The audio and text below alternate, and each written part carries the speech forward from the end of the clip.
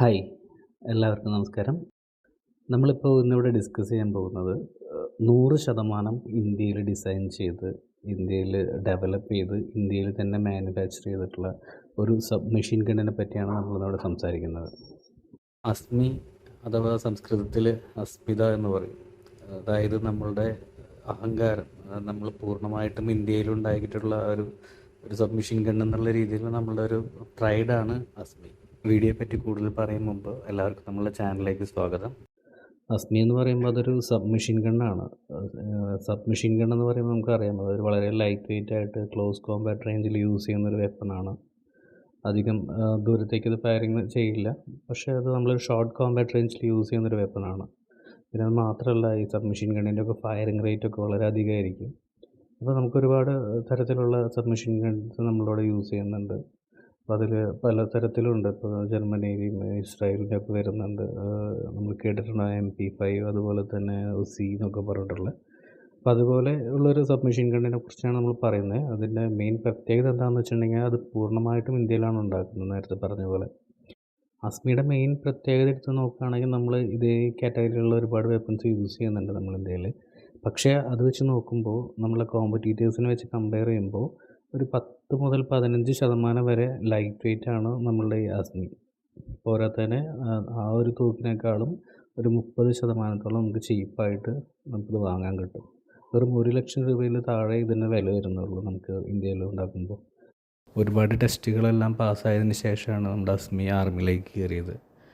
അത് drop test ചെയ്തിട്ടുണ്ട്. പിന്നെ അതുപോലെ തന്നെ ചെളിയിൽ മുക്കി വെച്ചതിന് ശേഷം എടുത്ത് ഫയർ ചെയ്ത് നോക്കിയിട്ടുണ്ട്. അതിലെന്തെങ്കിലും ബ്ലോക്കോ അല്ലെങ്കിൽ സ്റ്റക്കായി നിൽക്കുകയോ അങ്ങനെ എന്തെങ്കിലും ഉണ്ടോ എന്ന് നോക്കിയിട്ടുണ്ട്.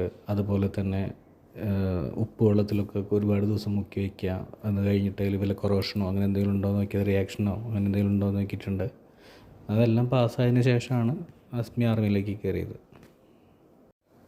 അസ്മി വളരെ റിലയബിൾ ആയിട്ടുള്ളൊരു സബ് മെഷീൻ ഗണ്ണാണ്. കാരണം അവരത് 2400 റൗണ്ട് കണ്ടിന്യൂസ് ഫയർ ചെയ്ത് നോക്കിയിരുന്നു. അതിൽ ഒരു വട്ടം പോലും അസ്മി നിന്നിട്ടില്ല.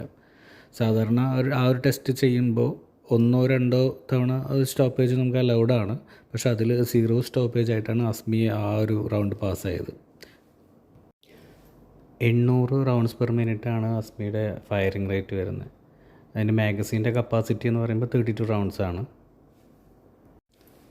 വളരെ കുറച്ച് സമയം കൊണ്ടാണ് അസ്മി ഡിസൈനിങ് ചെയ്ത് അത് ഡെവലപ്പ് ചെയ്ത് അത് മാനുഫാക്ചറിങ് കഴിഞ്ഞ് അതിൻ്റെ ട്രയൽസ് എല്ലാം പൂർത്തിയാക്കിയത്. അസ്മി 3 മാസം കൊണ്ടാണ് ഡെവലപ്മെൻറ്റ് കഴിഞ്ഞത്. അസ്മിയുടെ ഡിസൈനും കാര്യങ്ങളൊക്കെ നടന്നിട്ടുള്ളത് പൂനെയിലായിരുന്നു. പിന്നെ അത് കഴിഞ്ഞിട്ട് ലോകേഷ് മെഷീൻസ് ലിമിറ്റഡ് ആണ് ഹൈദരാബാദിലാണ് അസ്മിയുടെ മാനുഫാക്ചറിങ് കാര്യങ്ങളെല്ലാം നടന്നത്. അതിനുശേഷം ഒരു 6 മാസം കൊണ്ട് അസ്മിയുടെ ട്രയൽസ് എല്ലാം പൂർത്തിയായിട്ട് അസ്മി ഫിറ്റായിരുന്നു എല്ലാ കാര്യത്തിലും. അസ്മി അത്ര കണ്ട് റിലയബിളായിട്ടാകണം നോർത്തേൺ കമാൻഡ് 4.25 കോടിയുടെ ഓർഡറാണ് ലോകേഷ് മെഷീൻസ് ലിമിറ്റഡിന് കൊടുത്തത്. അതൊരു 550 അസ്മി സബ് മെഷീൻ ഗൺസോളം വരും. ഇന്ത്യൻ ആർമിയിൽ മാത്രമല്ല അസ്മി യൂസ് ചെയ്യുന്നത്. NSG കമാൻഡോസ്, അതുപോലെ തന്നെ അസം റൈഫിൾസ്, അവരെല്ലാവരും അസ്മി വെച്ച് ട്രയൽസ് നടത്തിക്കൊണ്ടിരിക്കുകയാണ്. അപ്പോൾ ഓരോ ദിവസം ചെല്ലുന്തോറും നമ്മളുടെ ഓരോ സെക്ഷനിലേക്ക് ഇതെല്ലാം വ്യാപിക്കുമെന്നാണ് വിചാരിക്കുന്നത്.